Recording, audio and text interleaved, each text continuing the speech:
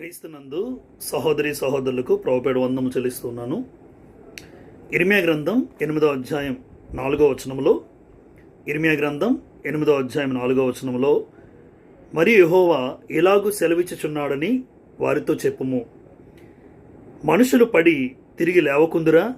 తొలగిపోయిన తరువాత మనుషులు తిరిగి రారా? గమనించరా? మనుషులు పడి తిరిగి లేవకుందురా? తొలగిపోయిన తరువాత మనుషులు తిరిగి రారా?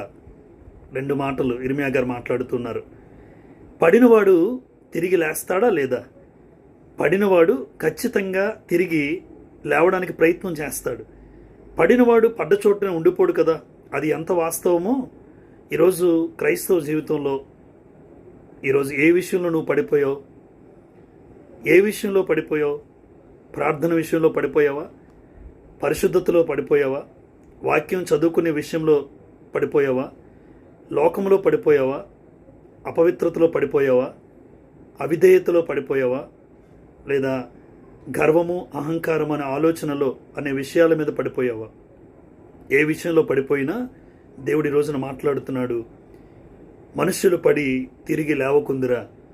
ఖచ్చితంగా ఎక్కడ పడిపోయారో అక్కడ ఖచ్చితంగా మనిషి ఎలా అయితే లేవడానికి ప్రయత్నం చేస్తాడో, ఈరోజు దేవుని విషయంలో ఏ విషయంలో నువ్వు పడిపోయావు, ఏ స్థితిలో నువ్వు పడిపోయావు, తిరిగి ఆ స్థితిని పొందుకోవడానికి ప్రయత్నం చేయి. దేవుడు ఖచ్చితంగా పడిన వారిని అందరినీ కూడా లేవనెత్తేవాడు, ఆయన ఉద్ధరించేవాడు. కాబట్టి ఏ స్థాయిలో ఏ స్థితిలో నువ్వు పడిపోయావో తిరిగి దేవునిలో మొదటి స్థితిని పొందుకోవడానికి ప్రయత్నం చేద్దాం. అందుకే దేవుడు ఇర్మియా గారితో ఈ రోజున మాట్లాడుతున్నాడు. మనుషులు పడి తిరిగి లేవకుందురా? తొలగిపోయిన తర్వాత తిరిగి రారా అని అడుగుతున్నాడు. ఈరోజు దేవుడు ప్రేమతో నిన్ను నన్ను ఈ ప్రశ్న అడుగుతున్నాడు. ఏ స్థితిలో నువ్వు పడిపోయావో ఆ స్థితిలోనే దేవుడు మరలా లేవనెత్తడానికి సిద్ధపడుతున్నాడు. అయ్యా, నేను ప్రార్థనా జీవితం చేసుకోలేని విషయంలో పడిపోయాను.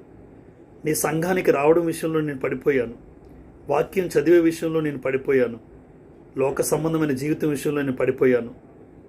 ఇంకా నా జీవితాన్ని తిరిగి మార్చుకోవడానికి ఆశపడుతూ ఉంటే ఖచ్చితంగా 145వ కీర్తన 14వ వచనంలో దేవుడు మాట్లాడుతున్నట్టుగా కీర్తనకారుడు, యెహోవా పడిపోవు వారిని అందరినీ ఉద్ధరించేవాడు.